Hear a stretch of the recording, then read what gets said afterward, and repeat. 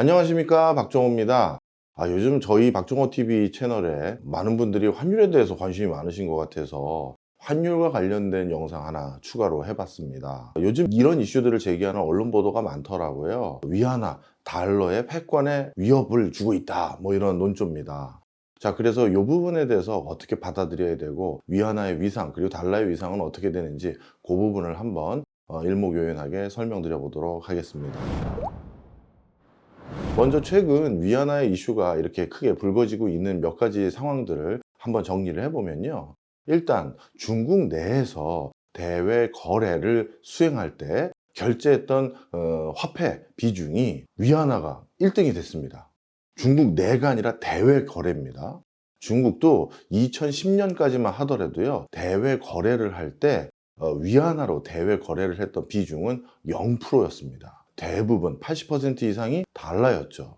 그런데 지난 3월 달에 중국 내에서, 중국 내입니다. 중국 내에서 대외 거래에 사용됐던 화폐의 비중이 위안화가 한 49%, 달러가 48%로 위안화 비중이 더 늘었습니다.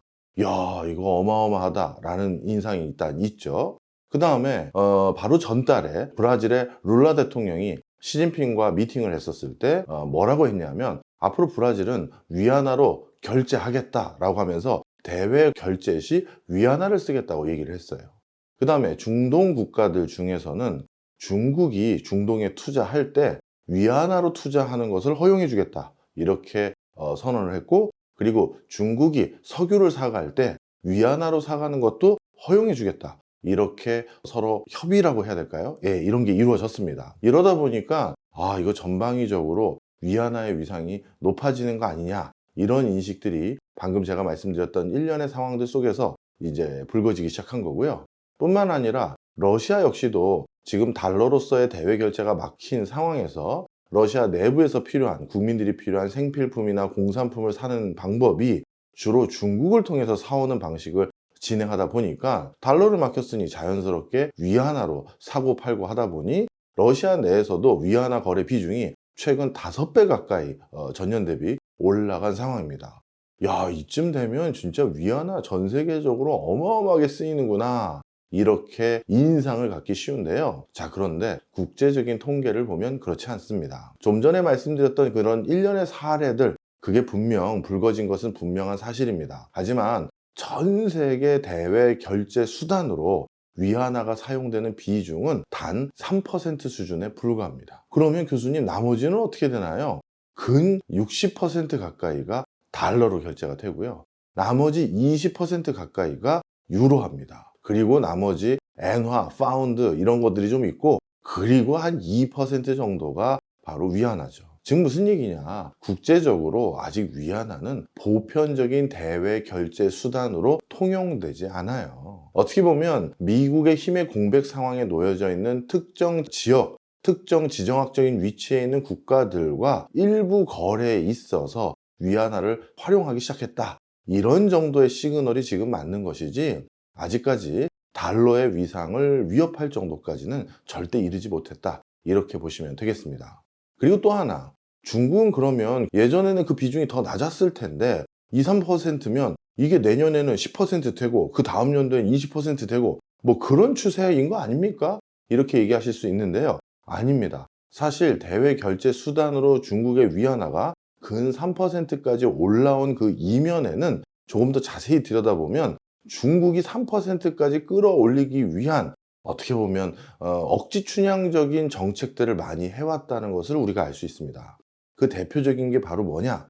바로 중국의 대외 원조 방식인데요. 중국은 아프리카 국가라든가 저개발 국가들 중에서 특히 자원을 많이 가지고 있는 국가들과 설린 우호적인 관계를 구축하고자 그들 국가에게 무상 원조, 유상 원조를 대거해주고 있습니다. 그런 과정에서 중국이 이들 국가들에게 대외 원조를 할 때, 원조를 한다는 건 돈을 준다는 거잖아요. 물론 현물을 줄 때도 있습니다만, 그 원조를 할 때 돈을 지급하는 그 화폐가 통상적으로 대외 원조를 할 때는요, 거의 불문율 아닌 불문율이 달러로 원조를 해주는 게 원칙입니다. 왜냐하면 그 나라 국민들이 그 달러를 가지고 있어야지만 본인들이 필요한 뭐 석유를 사든지 뭐 밀을 사든지 대외적으로 편하게 지급하고 결제할 수 있는데 그걸 쓸 수가 있는 거잖아요. 그런데 중국의 대외 원조의 방식은 위안화를 줍니다. 그 아프리카 국가나 중동 국가나 뭐 중남미 국가들에게요. 그러면 대외 원조로 위안화를 받은 그 국가들은 그 위안화를 어디다가 쓸 수밖에 없겠습니까? 당연히 중국 기업들에게 다시 무언가를 구매할 때 쓸 수밖에 없는 상황에 놓여질 때가 많겠죠.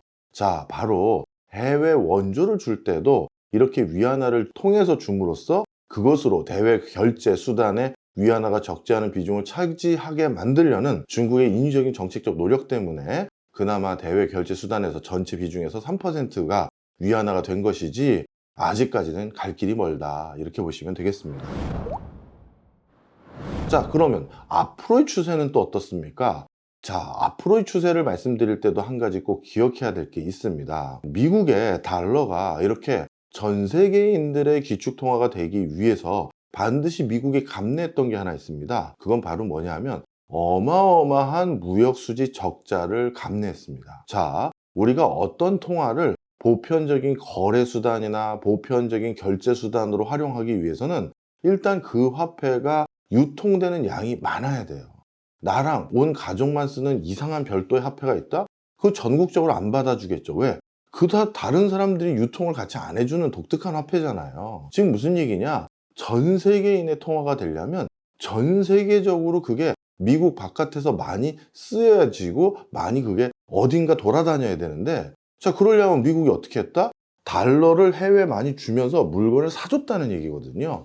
즉 미국의 지속적인 무역수지 적자 덕분에 달러가 전 세계적인 기축통화가 됐다라고 해도 아주 틀린 말은 아닙니다. 자, 그러면 미국은 자국의 뭐 꼭 달러를 기축통화로 만들기 위해서 인위적으로 적자만 했다, 이렇게 볼 수는 없지만 하여튼 적자라는 구조 덕분에 자연스럽게 얻어진 혜택 중 하나가 달러의 위상 강화, 이렇게 봐도 됩니다. 그렇다면 중국의 위안화도 중국 바깥의 많은 국가에서 또 많은 경제 주체들이 적극적으로 그걸 결제 통화로 사용하기 위해서는 위안화가 역외에서 많이 유통돼야 되겠죠? 위안화의 물량이요. 자, 그런데 위안화의 물량이 역외에 많이 유통된다는 건 달리 말하면 중국이 무역수지 적자를 지속적으로 봐주겠다, 우린 다른 나라 물건 많이 사서 그래서 위안화 가져갈 수 있게 해야겠다 라고 해야 되는데, 중국은 무역수지 적자를 아직까지 해서는 안 되는 국가입니다. 어찌 보면 우리랑 상황이 똑같아요. 우리나라가 예전 개발연대 시대부터 지금까지 수출하는 기업들 잘했습니다, 대단하세요, 뭐 해외에서 뭐라고 할까요, 달러 벌어오는 연예인들, 그 다음에 축구 스타들, 야구 스타들, 야 장하다 막 하는 이유가, 이렇게 외국에서 외화를 많이 벌어와야 될 필연적인 이유가 우리나라는 우리나라의 펀더멘탈을 유지하는 데 필요한 석유와 곡물을 꼭 사와야 되기 때문이에요. 그걸 사기 위해선 달러가 필요하고요. 그러다 보니 국가가 유지되기 위한 기초적인 외화, 이걸 벌어오는 사람들을 최고로 쳐준 거죠. 뭐 수출탑 막 나눠주고 막 대통령이 직접 막 끌어안고 포상하고. 자, 그런데 중국도 똑같거든요. 중국은 전 세계에서 석유를 가장 많이 수입하는 국가가 바로 중국이고요. 중국은 전 세계에서 곡물을 가장 많이 수입하는 국가가 중국입니다. 우리랑 똑같은 처지예요. 그러다 보니 중국도 그런 석유와 곡물을 외국으로부터 선적해서 수입해 오기 위해서는, 중국도 그래서 외국 가서 수출을 열심히 하는 경제 구조를 만들었던 이유가 바로 그겁니다. 석유와 곡물 살 달러 벌어오기 위해서였던 것이죠. 자, 그런데 이렇게 중국도 국가의 펀더멘탈을 유지하기 위해서는 계속 무역수지 흑자를 내야지만 되는 경제 구조를 가지고 있는 상황에서 무역수지 적자를 보면서 위안화의 위상을 국제적으로 올린다? 이건 앞뒤가 안 맞는 흐름인 거죠. 따라서 어마어마하게 중국 바깥의 역외에서 위안화가 편하게 결제되고 거래되는 상황을 아직까지는 기대하기가 그렇게 수월해 보이진 않아요. 하지만 여기에 대해서 아닙니다, 그럼에도 불구하고 기대감을 가져볼 법합니다라는 의견들도 일부 있습니다. 어떤 거냐 하면요, 최근 중국이 가장 발빠르게 친분을 맺고 가장 발빠르게 관계 설정을 했던 지역들, 지정학적 위치들 어딘가요? 하나가 중동 지역이고 하나가 남미 지역입니다. 근데 중동 지역은 바로 뭐죠? 전 세계 1위 석유 수입 국가가 중동과 친분을 맺어서 달러가 아니라 위안화로 석유를 살 수 있게 됐다? 그러면 인위적으로 수출을 열심히 해서 달러를 모아야 할 이유가 하나 사라지는 겁니다. 그 다음 중국도 국민소득이 뭐 일성지 도시들을 기준으로 했었을 때 2만 불 넘게 되면서 이제 뭐 먹거리 문화가 상당히 고급화됐죠. 그러다 보니까 동물성 단백질 중심의 식습관도 많고 원래도 많았고요. 그러다 보니 사료용 곡물 수입하고 다양한 먹거리들에 대한 어떤 외국 의존도가 점점 높아지는 과정에서 그 먹거리 외국 의존도를 가장 많이 보이고 있는 지역이 바로 중남미 지역입니다. 그러면 이 중남미 지역에서 결국 달러로 곡물 사오고 뭐 닭 사오고 설탕 사오고 하는 게 중국의 산업 구조인데, 그런데 이 중남미 지역과도 이제 대금 결제를 아까 말씀드렸던 브라질, 위안화로 하겠다? 그럼 인위적으로 달러에 의존해서 달러를 벌어와야 될 또 구조 하나가 조금씩 희석되는 것이죠. 그래서 어찌 보면 물론 중국이 지금 이들 국가와 관계 설정을 하는 이유는 미중 간의 무역 갈등으로 인해서 본인들이 직접 달러를 벌기 어려운 산업 구조에 대비하기 위한 제스처이기도 하겠습니다만, 조금 더 어그레시브하게 이걸 해석해 보면 진짜 위안화의 위상을 올리기 위해서 무역 수지 적자를 일부라도 감내하기 위해 이들 지역과 친선을 맺기 시작하는 건가? 라는 의견도 부분적으로 있다는 점입니다. 바로 지금 전 세계적으로 흘러가고 있는 여러 기저들을 달러나 위안화의 이런 기축통화들 또는 기축통화를 희망하는 화폐들의 그런 상관관계를 해석하는데 방금 제가 말씀드린 형태로 우리가 해석도 가능하다, 이렇게 볼 수가 있겠죠. 그러면 이런 과정에서 달러와 위안화의 싸움이 앞으로도 계속되게 될 텐데요. 그러면 우리나라는 이 과정에서 뭐 위안화를 좀 사서 쟁여놔야 되는 건가요? 아니면 뭐 어떻게 해야 되는 건가요? 이렇게 말씀들을 많이 하시는데요. 자, 위안화의 위상이 일부라도 올라가기 위해서는 역시 이 달러 대비 위안화의 위상이 올라가야 되는데, 중국이 리오프닝하고 나서 지금 좀처럼 중국이 기대만큼 경제 성장률을 높이 발현하지 못하고 있습니다. 달리 말하면 수출 성적표라든가 기업들의 성적표가 예년만 같지 못하다는 것이고 기대만 같지 못하다는 것이죠. 그러다 보면 중국 내부에서도 아무리 위안화의 위상을 올리기 위한 노력을 한다 하더라도 부분적으로 아직까지는 달러의 의존도가 높은 구조를 가질 수밖에 없는 상황에서 수출이나 경제 성적표가 달러를 벌어오는데 유의하지 못하다라는 건 역시 위안화도 아직까지 강세를 점치기는 어려운 부분이 많다라고 보시는 게 좋겠습니다.